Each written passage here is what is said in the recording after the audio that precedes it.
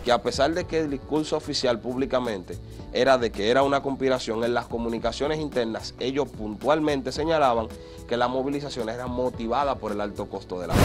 Porque a nuestro juicio eso es lo que está pendiente.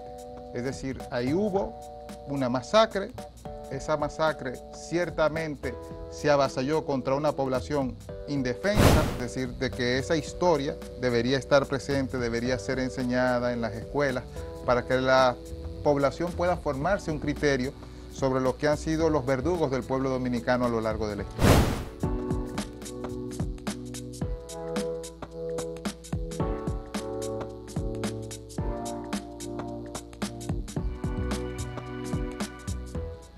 Saludos amigas, amigos, ustedes sintonizan Acento TV y este es su espacio a partir de ahora. El mes de abril es importante en la historia de la República Dominicana. Abril 1965, ese movimiento de primero militares constitucionalistas y luego en una alianza con la población que querían recuperar la democracia que empezó a construirse con la elección del profesor Juan Bosch y ese primer gobierno del Partido Revolucionario Dominicano y que fue truncado a los 7 meses. Pero también abril 1984, por una situación menos feliz o infeliz o una desgracia. Una población que después de una Semana Santa se entera de cómo se han eliminado subsidios a servicios y alimentos, cómo se dispararon los precios con un ajuste muy fuerte del Fondo Monetario Internacional que asumió la administración de ese entonces del doctor Salvador Jorge Blanco, y la gente se lanzó a la calle y hubo una respuesta muy represiva y ya sabemos que hubo decenas de muertos y gente desaparecida y muchos abusos, y lo malo es que quedaron impunes. Entonces es importante recordar esas cosas. Por eso tenemos aquí a dos distinguidos investigadores, el sociólogo e investigador, Amaury Pérez Vargas. Tenemos a Davis Cabrera, abogado e investigador también, que han hecho una investigación a propósito de lo que ocurrió en abril de 1984. Bienvenidos. Muchas gracias. Muchas gracias, Bien. Gustavo. ¿De qué se trata? Bien, nosotros el martes presentamos la investigación sobre la violencia de Estado en abril del 84. Es una investigación que se nutre de los documentos e informes militares producidos por el Ejército Nacional, que a su vez le suministraba información al presidente de la República, que en ese momento era el doctor Salvador Jorge Blanco. La investigación desarrolla básicamente diferentes aspectos de lo que fue esa violencia. Aborda, por ejemplo, un capítulo en donde se trabajan lo que son los incidentes del hecho, es decir, cómo se fueron produciendo, qué tipos de incidentes se iban desarrollando, en dónde se iban desarrollando. Nos permite ver por lo menos esos aspectos fundamentales para entender la evolución y la trayectoria del hecho. Y bueno, le doy la palabra a Davis para que presente algunas otras partes del proceso de investigación. Adelante. Gracias. Sí, como dice el maestro Maurice, dentro de los documentos que pudimos recabar a raíz de la investigación que llevo varios años realizando, se encuentran unos memorándum, informaciones desde el punto de vista confidencial a la época, en la que Ramiro Matos González, secretario de las Fuerzas Armadas del momento, comunica al presidente constitucional del momento, Salvador Jorge Blanco, sobre los hechos y las circunstancias en las que se desarrollaron. Es bueno tocar que el discurso oficial de ese momento planteaba que las movilizaciones eran resultado de una conspiración, dígase del Partido Reformista y de las organizaciones de izquierda de ese momento. El mismo presidente de entonces, el 24 de abril, en un discurso que realizó en un consejo de gobierno, donde estaba la plana mayor del gobierno casi completa y del partido de gobierno en ese momento, el PRD, acusó a la izquierda de coordinar con ciertos sectores de la ultraderecha. Le llamaron el reguero de pólvora, una cosa así. Sí. que era la táctica. Sí, de coordinar y realizar esas actividades, movilizaciones que lamentablemente dieron como resultado la masacre de abril de 1984. Es válido recordar y aclarar que el hecho inicia en Capotillo. Una asamblea se realiza el 22 de abril de ese año, un sinnúmero de dirigentes, principalmente en el Club Gregorio Castillo de la calle 42. De organizaciones populares, Sí. de incidencia en el territorio. Y gente en común de la población, porque es bueno aclarar y recordar que el 17 es que Jorge Blanco da el discurso, donde anuncia las medidas que usted muy bien detalló al inicio, y la gente se encontraba en un asueto de Semana Santa. Sí. La gente se había ido al interior, que era otra realidad distinta a la actual. Todo el mundo, la mayoría de gente aprovechaba la época para visitar a sus familiares. Cuando regresó se encontró con una realidad totalmente contraria a la que habían dejado. Pero en los documentos nosotros, el día de hoy, cuando presentaremos la investigación en la Universidad Autónoma de Santo Domingo, en el Salón de Orientación de la Biblioteca Pedro Mil, detallaremos concretamente cómo los organismos de seguridad en ese momento veían y despachaban sobre los hechos. Y es válido puntualizar que a pesar de que el discurso oficial públicamente era de que era una conspiración, en las comunicaciones internas ellos puntualmente señalaban que las movilizaciones eran motivadas por el alto costo de la vida. O sea, reconocían el motivo. La causa. Así es. Y también lo que tiene que ver con la característica de las víctimas. Jesucita Sosa, una joven de 23 años, asesinada lamentablemente frente a su esposo, tenía 3 meses de embarazo. Rudy Agramonte en el Sánchez Payá y un sinnúmero de víctimas más. El 17%, creo, maestro, del total de las víctimas eran mujeres. El 20%. El 20% del total de las víctimas eran mujeres y la Ese es un característica dato que de no la se había edad. destacado hasta ahora. Entonces, nuestra investigación se enmarca en documentos. Se ha hablado mucho sobre Abril, pero en esta ocasión nosotros venimos a aportar un poco más de rigurosidad sobre las investigaciones que se han realizado, porque tenemos una mirada desde el Estado que dio la respuesta desde el punto de vista militar y policial en ese momento. Esos documentos para fines de publicación hasta ahora han sido inéditos, ¿verdad? Sí, Son sí. Esta es la primera vez que ya exactamente. esa documentación oficial ya sale a la luz pública, vamos a decir. Claro. Entonces, ¿esto será un libro o cómo es? Se va a convertir en un libro, En un libro. precisamente. La colección editorial de Ciencias Económicas y Sociales se va a inaugurar precisamente con la publicación de ese trabajo. Ah, qué bueno, en la Facultad de Ciencias Económicas y Sociales. Con su de La amigo Habana. Antonio Siriaco. Exacto, no, esa facultad está haciendo un buen trabajo. Qué bueno, Así es. qué bien. Es importante. Entonces, además de esas fuentes, digamos, documentales oficiales, ¿ustedes también hicieron algún tipo de investigación en territorio con entrevistas de personas que fueron testigos de esos acontecimientos? Sí, la primera fase está concentrada en lo que tiene que ver con los documentos, porque seguiremos desarrollando un sinnúmero de entrevistas, investigaciones, por el asunto del tiempo, y para nosotros no dejar pasar la fecha del 40 aniversario de un hecho que casi no se menciona y las nuevas generaciones no conocen. Nosotros nos centramos en el análisis de los documentos y la mirada que le dio la prensa en ese momento, donde se detallan un sinnúmero de informaciones que hasta el momento han sido olvidadas hasta a la época porque formaron parte de lo que tiene que ver de la línea central de los medios de comunicación en ese momento. Es bueno recordar el cierre de emisoras, de plantas televisivas, la represión de la que fue víctima la prensa. Hay una famosa primera plana en la que se ve un guardia con un fusil intentando golpear a un periodista en ese momento con su culata, y al final detalla la noticia que le destruyó todos sus equipos de grabación.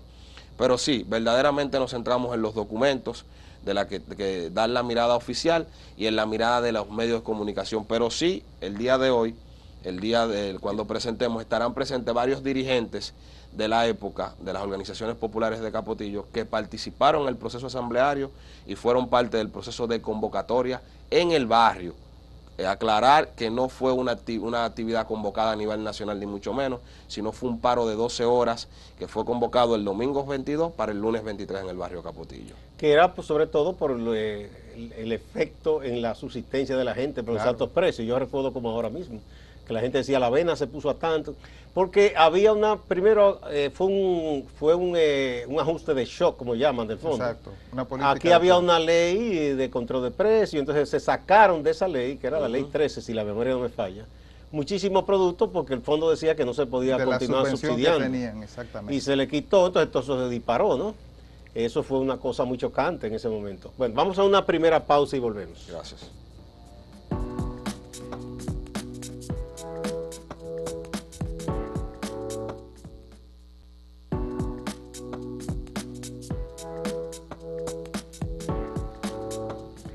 Amaury Pérez Vargas y Davis Cabrera son dos profesionales investigadores, sociólogo Amaury, abogado sociólogo Davis, historiador. e historiador, ¿verdad? Sí, no, te equivoco, historiador. Esa faceta, sí. Que han hecho un trabajo con unos acontecimientos ocurridos hace 40 años, en abril de 1984. Esa protesta que se generalizó la población indignada por un ajuste que el gobierno del doctor Jorge Blanco llevó a cabo con el auspicio del Fondo Monetario Internacional y que disparó los precios y el costo de la vida. Y entonces la gente protestó y fue reprimida y ya sabemos que hubo una masacre. Esos hechos están ahí. Ellos los abordan por primera vez con documentos oficiales, en donde se ven documentos de la jefatura de las Fuerzas Armadas enviada al presidente y ese tipo de cosas y cómo se abordaron esos hechos en aquella ocasión. El martes, o sea, en el día de ayer, se presentó esta investigación en la Universidad Autónoma de Santo Domingo y se va a convertir en un libro. Y es de gran interés que todos y todas conozcamos los resultados de esa investigación de que nos están hablando hoy Davis y Amaury. Bueno, ¿cuáles otras cosas, Amaury, contiene esta investigación que, digamos, serían interesantes desde hoy echar esa mirada a lo que ocurrió hace 40 años? Exacto, tal como decía Davis, el trabajo se desarrolla, va en secuencia. Primero subrayamos los incidentes, ¿no? Porque nos da cuenta de cómo empezó, por qué empezó y cómo evolucionó en términos de los territorios que abarcó este fenómeno social que se conoció y se desarrolló en todo el país. En segundo lugar están los documentos concernientes a los muertos, la nómina de muertos y de heridos, y en el caso de los heridos, pues especifica sus lugares de residencia. El tercer aspecto que se abarca en términos de los documentos que se presentan tiene que ver con los apresados, el listado de apresados por barrios y también las personas que fueron canceladas por el gobierno de Salvador Jorge Blanco por haber participado en la protesta. Eso forma parte, en todo caso... Empleados públicos. Empleados públicos, exacto. Que eso es represión también. Exactamente, al movimiento de protesta. Después de ahí vienen los documentos concernientes a las comunicaciones que recibió el presidente desde diferentes puntos, en algunos casos desde embajadas de países en el exterior, y también comunicaciones que recibió de parte, por ejemplo, del empresariado, de la iglesia, del Colegio Dominicano de Periodistas, o sea, un sinnúmero de organizaciones e instituciones que se movilizaron en esa época y que de algún modo u otro le manifestaron o le expresaron su opinión al gobierno. Otro aspecto que se abarca, y yo entiendo que ese es de los más fundamentales, porque como decía Davis, aquí hay que darles rostro a los muertos, no dejarlos en una cifra fría, está y tiene que ver con las actas de defunción. Y precisamente se deja de último en términos del orden en los que se va presentando, porque a nuestro juicio eso es lo que está pendiente. Es decir, ahí hubo una masacre, esa masacre ciertamente se avasalló contra una población indefensa, contra una población en su extensa mayoría, o sea, procedente de los barrios populares, y por supuesto fue indiscriminada porque no distinguió si fueron niños, si fueron mujeres. Realmente tiene todo lo que uno va viendo desde el punto de vista, bueno, hoy en la actualidad con lo que está pasando en Gaza. Yo no tengo, por supuesto, guardando las distancias, pero en términos relativos, pues ciertamente uno observa prácticamente el mismo accionar, es decir, una violencia totalmente desproporcionada contra una población indefensa que en este caso, por supuesto, así como lo están haciendo en Gaza, reivindicaba esencialmente su derecho a la vida. Y fue una torpeza mayor la forma en que se enfrentó esa protesta que empezó en los barrios, digamos, de la zona norte del Distrito Nacional. Yo te lo puedo decir porque me tocó estar en la carretera el primer día que vine del Cibao hacia la capital y después que fui, viajé, les decía a ustedes fuera de cámara, a Asua, donde un hermano mío trabajaba en una empresa y yo quedé de ir a buscar un dinero que le iba a enviar a mi mamá. En los pueblos del Cibao, en principio, no había nada. Y en el sur mucho menos. De hecho, en Asua estaba la gente como en la expectativa, pero no había protesta, no se cerraron los comercios. como por enterarse con la radio de qué estaba pasando, porque incluso yo tomé la guagua para acá sin ninguna dificultad de Asua para acá. Ahora, llegando aquí, ya había gomas en la carretera, llegando ya, la vieja carretera del sur, ¿verdad? Que a 6 de noviembre no existía. Ya llegando por aquí cerca de Jaina ya habían gomas, habían cosas. No tanto como en la zona norte de los barrios de la capital. Lo que quiere decir que por la represión que se produjo, eso indignó. Entonces luego los pueblos de Cibao se encendieron, San Francisco, Santiago. Claro que sí.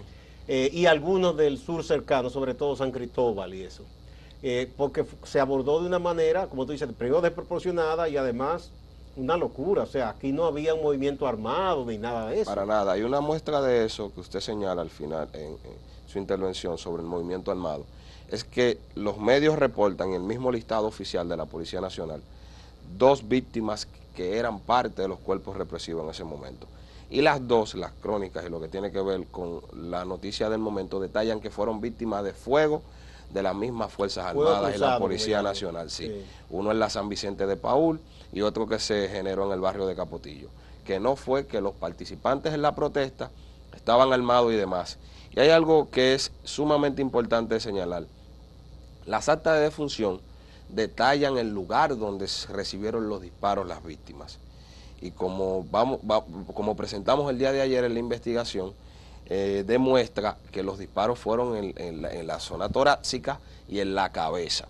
Lo que demuestra que había una intención clara de matar y de generar algún tipo de daño grave en lo que tiene que ver con las víctimas. Y es un proceso que es muy lamentable. Y hay un brinco en lo que tiene que ver con el proceso de formación en nuestras escuelas y hasta en nuestras mismas universidades en cuanto a lo que tiene que ver con ese hecho histórico. No hay en los procesos de formación un resumen detallado, un señalamiento detallado sobre esos hechos que apenas ocurrieron hace 40 años. Y la violencia no puede ser vista como simplemente hacia ese hecho puntualmente, que fue cuando la gente sale a protestar por la situación económica asfixiante que existía. Es que fue sistemática desde el 66 hasta todos los gobiernos. En el 70 y desde antes, obviamente, pero hablo en el aspecto de lo que tiene que ver luego del ajusticiamiento de la supuesta democracia que señalan algunos. Y es que en el 79, en el 80, 81, 82 y demás, todos esos años el pueblo fue víctima de la persecución y la represión. Y es válido realizar este tipo de investigación para poner cada cosa en su lugar en cuanto a lo que tiene que ver con las respuestas que históricamente... O sea, que no se puede ver como un hecho aislado. No, es una respuesta sistemática. Y allá fue un punto de inflexión por, ¿verdad?, la magnitud de la violencia que se ejerció contra la gente. El maestro Amaury hace un señalamiento muy puntual en cuanto a lo que tiene que ver con el papel de Ramiro Matos González y el mismo Pueblo Gómez en procesos anteriores, en lo que tiene que ver con su respuesta y la política de represión que siempre implementaron. Bueno, que parte empezando de eso, los años 60, claro, hubo una matanza por ahí por el Parque Independencia. Claro que sí. Que la dirigió Cuervo Gómez. Esa obviamente se destacó en primera plana, por lo menos el periódico El Caribe la reseñó y nutrió con abundantes fotografías que hoy se encuentran disponibles en muy buena calidad, por cierto, y que nosotros aprovechamos para colocar alguna dentro del libro en el Archivo General de la Nación, pero está también la masacre de Manaclas, que es otro aspecto y que toca directamente el general Ramiro Matos. Y en ese sentido, por supuesto, esto viene a reforzar la actitud que él practicó durante su ejercicio como militar. Bien, vamos a otra pausa y volvemos.